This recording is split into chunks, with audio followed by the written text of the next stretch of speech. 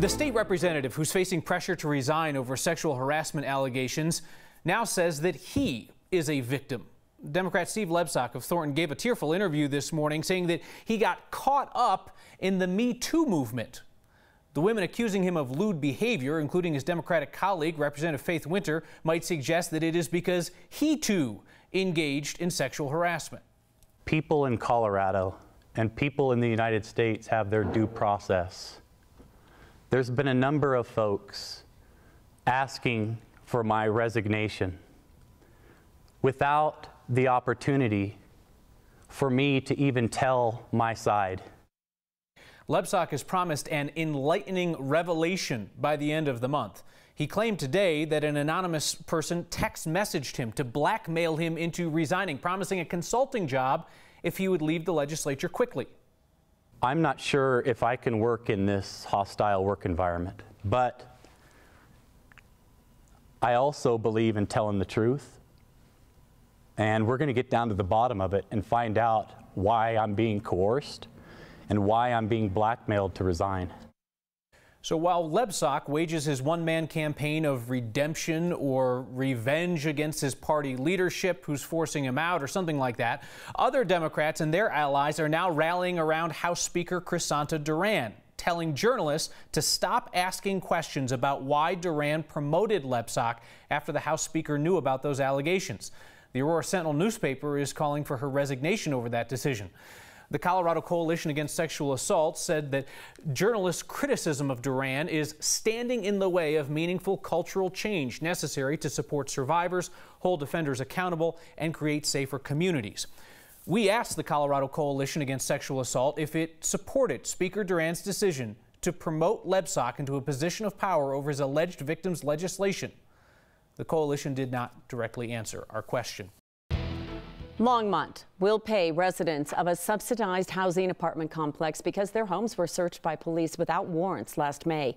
The city of Longmont agreed to settle a lawsuit filed by the ACLU and will pay out more than $200,000.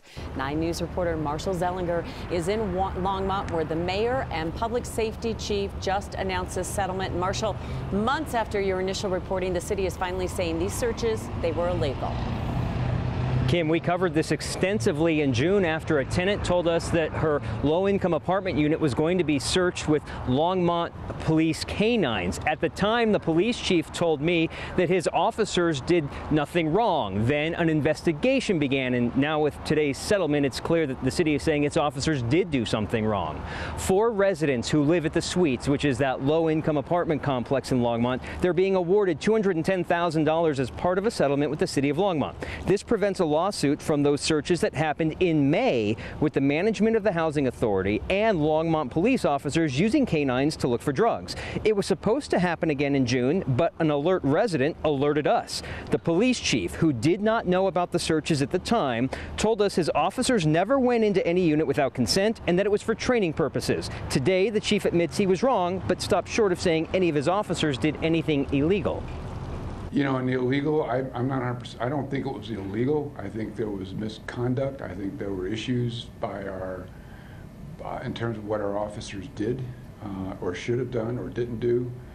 And at this point, there's also an internal review that is ongoing, probably won't be completed for another couple of weeks. And so I have to really reserve all of my conclusions for that particular report. The tenants who settled with the city today have filed a notice that they may sue the Longmont Housing Authority because no one from the LHA is getting back to them or their attorneys at the ACLU. The Longmont Housing Authority board members are appointed by Longmont City Council, and the mayor tonight tells me City Council will likely review what's going on with those board members and what's happening at the Longmont Housing Authority. For a long time, you've had a hard time getting anyone in a position of power to even comment. You know, at first we heard from Longmont Housing Authority and their attorney, and they were talking while the city and the police chief weren't, and now it's reversed, Kim. Interesting. All right. Thank you, Marshall. Doesn't it seem like La Niña winters have been a little dry in Denver in past years? Well, seems like does not cut it for our scientists around here, like meteorologist Corey Reppenhagen, so he went through the hard numbers to see if we're really in for a dry winter. While scientists can't prove that a La Niña equals less snow, looking back over the years, almost all La Niña winters in Denver have been dry. There have been 22 La Niña winters since 1950. 18 of those have resulted in less than the average 57 inches of snowfall for Denver. The last 6 La Niñas have brought below average snow to Denver, including the 2 driest seasons in more than 100 years. Careful though, that doesn't mean there are no big snowstorms in a La Niña year. Out of the top 5 biggest snowstorms in the Mile High City since 1950, one of those happened during a La Niña, 21.5 inches in November of 1983. The top 5 most recent La Niña snowstorms are decent too. The big one in February of 2012 topping the list with 15.9 inches. So the bottom line here, a big snowstorm this winter won't necessarily mean La Niña is gone.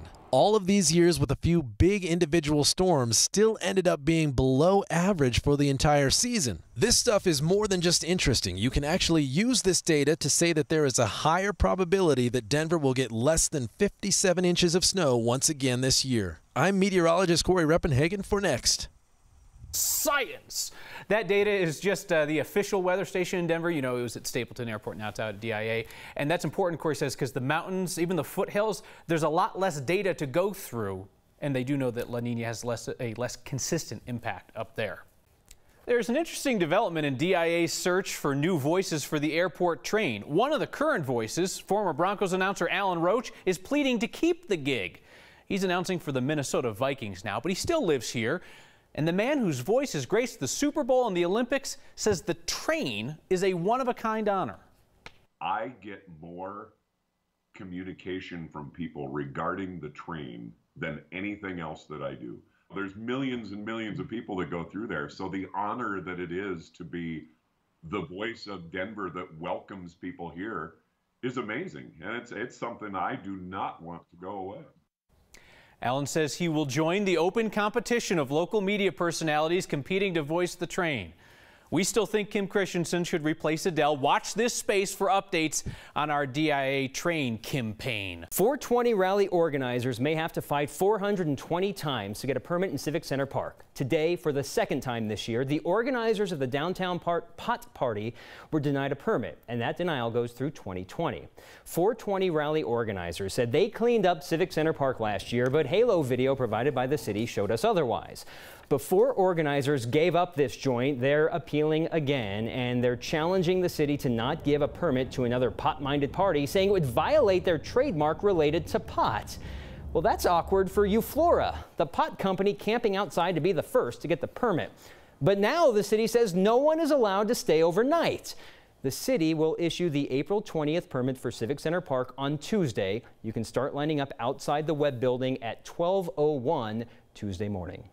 Colorado's history reaches far back beyond when we became the Centennial State. History Colorado would like you to come see 100 hand-picked items meant to represent the story of our state. We get a sneak peek through the lens of photojournalist Mike Grady. History Colorado has over 15 million individual items in our collections. Baby doe Folsom Point from the Lindenmeyer, 10th Mountain Division uniform, Christmas lights, some of Denver's first. I'm cheating. My name is Julie Peterson. I am the exhibit developer for Zoom In, the Centennial State in 100 Objects. Well, I'm trying to think of something that wouldn't ordinarily be considered part of Colorado history. But maybe is surprising that it is, and I just thought of a great one. Jack Swigert was a Colorado native. He went to CU Boulder, and we have in our collection the suit that he actually wore on the Apollo 13 mission. This is probably one of the most iconic pieces we have in the exhibit. This guitar was handcrafted for John Denver. He used this guitar in the 1970s. During that time, he really helped popularize Colorado as a place that people wanted to be. One of the weirdest objects in the collection is this pair of gloves from the Rocky Flats nuclear facility. These were actually used by workers who were handling plutonium that was used to make bombs during the Cold War. We wanted to give our visitors an overview of Colorado history from 13,000 years ago to the present. Ski lift chair from Aspen Ski Lift, and not only learn about the people who used and made these objects, but sort of how we all fit into the story. If you visit that exhibit that opens Saturday at the History Colorado Center, on the way out, you'll be asked to suggest item 101.